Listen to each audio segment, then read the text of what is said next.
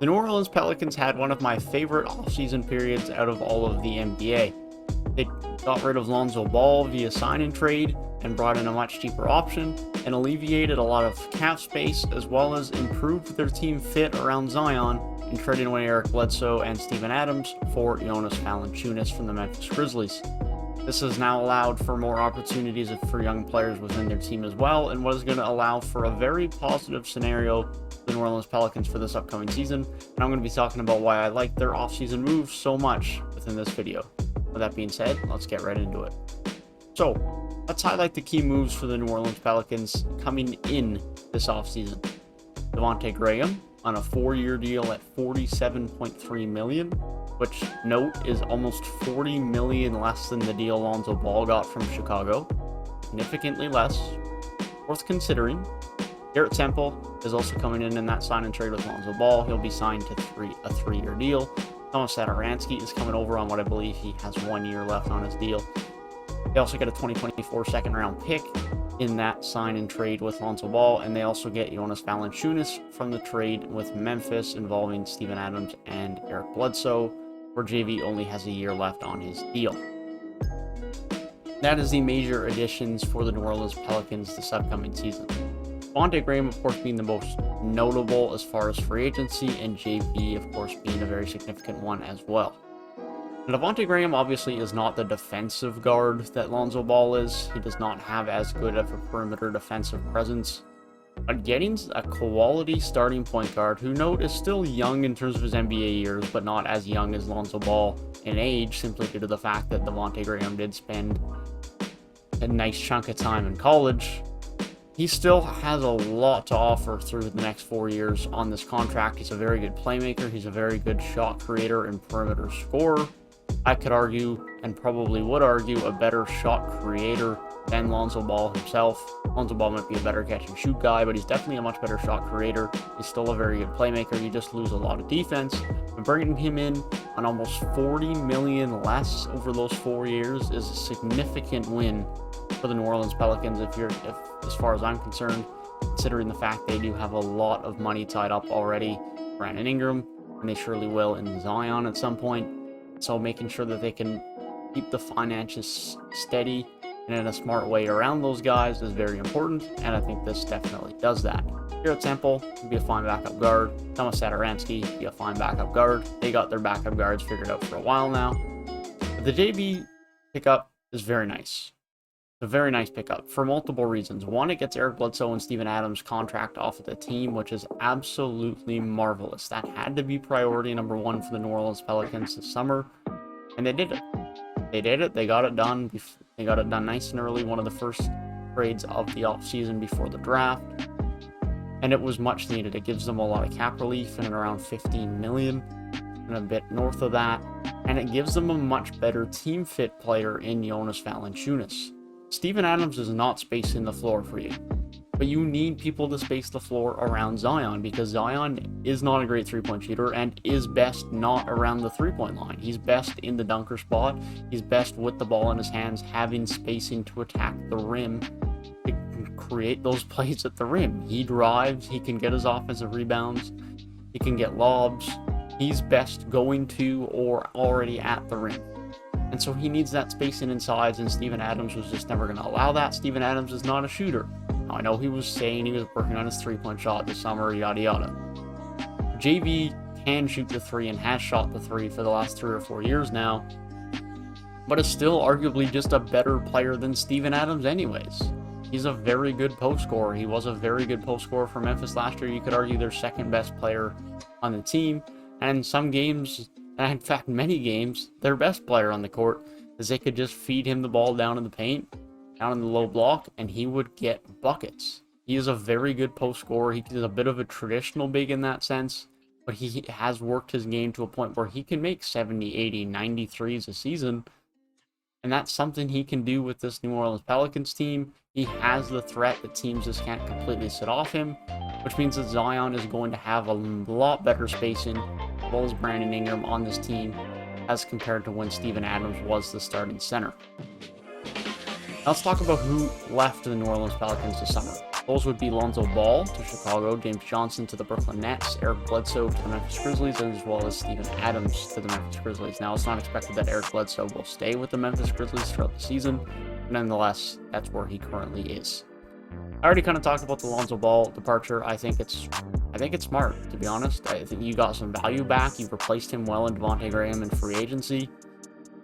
And as much as Lonzo Ball is good, and I don't think he's necessarily overpaid with Chicago, if they paid him, they were essentially committing to a core of Brandon Ingram, Lonzo Ball, and Zion Williamson, and that was going to be their group. That was pretty much going to have them in a scenario where they didn't really have much wiggle room underneath the cap anymore. They would have had 15, 20 million, maybe closer to 30, but not anything significant where you'd be going out and adding another core piece. That would have been your core three. That would have been their guys, and I don't think they wanted Lonzo to be that second or that third guy. And I don't blame them. Now, of course, you could have said, oh, they could have made a trade, yada yada. But I think it makes sense. It definitely makes sense. You're saving 8 to 10 million a year in this Devonte Graham contract compared to the Lonzo Ball contract moving forward. Gives them a lot more cap flexibility. I think it was a smart decision by the Pelicans. James Johnson, lose a bit of depth, not a big deal. And then Eric Bledsoe and Steven Adams, as I said earlier, it was good to move off of them. As far as re-signings, they re-signed Willie Hernan-Gomez to a 3-year deal. He will continue to be one of their backup centers alongside Jackson Hayes and behind Jonas Valanciunas for this upcoming season. And they also brought back Didi Lazuda at a 4-year deal at $1.8 million a year. The two guys on the team that remain unsigned from last year is James Nunnally, which I honestly can't say I know much about, and then Josh Hart, who I'm very surprised is still a restricted free agent. Because I would have thought if he still was a restricted free agent at some point and there hadn't been any significant, like there hasn't really been any rumors about him, talks of teams putting in offer sheets, there's been nothing. And sure, Josh Hart isn't some amazing player, but Josh Hart is still a valuable piece to a team, for sure. He is high energy, he gives you good defense. He is undersized for his position. Sure, you can argue that, but he is an elite rebounder for his size and his position. He gives you good effort on the defensive end, and he's a valuable, impactful bench piece for someone. And I'm so very surprised that he has not been signed yet, and I would definitely advocate for the Pelicans to bring him back. Now, outside of the additions and the departures, who they brought back and they haven't brought back, there's one very important part that I want to mention about New Orleans Pelicans season, or this offseason, and what it means for them as far as who on the team now gets to have important roles moving forward and what that could unlock for them. Note that now that Lonzo Ball and Eric Bledsoe has left and Devonte Graham has come in, they've only replaced one of 2 starting guards. And that's because Nickeal Alexander Walker is now going to have a significant starting role on this New Orleans Pelicans team, and I am a big fan of that. I'm a big fan, and not just because I'm Canadian and he's Canadian, but I really like Nickeal Alexander Walker's game. I think he has a lot of potential on the offensive end as far as a scorer, as far as a playmaker and creator. I think he can do a lot for you on the offensive end. He obviously has very good length, and I think has the potential to be a very good defensive player as well. But his numbers in starts last season, when he did get some starting time due to some injuries, were very, very positive. I think he was averaging around 18 points a game on decent efficiency. His 3-point shooting is something that can definitely be worked on, and I think will continue to be worked on. But I think there's a lot of reason to believe that Nickeal Alexander Walker can be a very valuable piece for this team moving forward. I think he definitely can be that. I don't think he's going to be overnight. He's going to start the season next year and he's going to be a 20-point-a-night guy. But I think he's going to have a season now where he can just be a starter. He's still only 22. He will be 23 soon. But he is still young. He's only spent a couple of years in the league.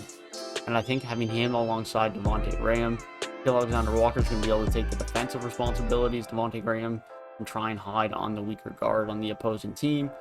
And now you have 2 guys who can give you a little bit of playmaking and some good shot creation on the perimeter. And I'm really excited to see what Nickeal Alexander Walker can give this New Orleans Pelicans team this upcoming season. Devonte Graham is definitely the better playmaker. I just think Nickeal Alexander Walker has a bit of potential to improve his playmaking and still be a viable one. But Devonte Graham is going to be the de facto point guard. He's going to be the main playmaker. But I expect both to be fairly good shot creators. Both have the ball in their hands a lot. And that's still on a team that has Zion and Brandon Ingram. This is a team with a lot of guys who can have the ball in their hands with decent playmaking, who can shot create, and who can be ball handlers, primary ball handlers. And as long as the egos can be set aside with that, that is a good thing to have. A very good thing to have. And so it leaves them in a scenario where I'm very excited about this New Orleans Pelicans team this season. And to be quite frank, I think they have a better shot this upcoming year to make the playoffs than they did last year, even though you could argue they've lost Adams, they've lost Lonzo, they've lost Bledsoe. But they've brought in backup guards. They have Satoransky, Garrett Temple, and Kyra Lewis Jr. still off the bench. As far as the guards go, if they bring back Josh Hart, then they have him at the small forward spot. They still have Jackson Hayes as well, Hernandez Gomez as backup bigs. And I like what they have here. I really like what they have. I think the fit works better around Zion and Brandon Ingram. I think JV is a very nice upgrade. I think Nickeal Alexander Walker is going to surprise a lot of people this upcoming season. And Devonte Graham is a very good fit financially and team fit for the replacement of Lonzo Ball. That is my thoughts on the New Orleans Pelicans, one of the most exciting off seasons in the NBA this past season, and one of the teams I'm most looking forward to watching for this upcoming NBA season. That being said, if you guys did enjoy the video, feel free to leave a like down below and subscribe to the channel if you are new. I'll be continuing to give my thoughts on some of my favorite free agency periods or least favorite free agency periods for several teams throughout the last week or so. So if that's something you're interested in tuning in for, then be sure to stay tuned throughout the next couple of days. That being said, hope you guys have a great rest of your day, and I will see you guys in the next one.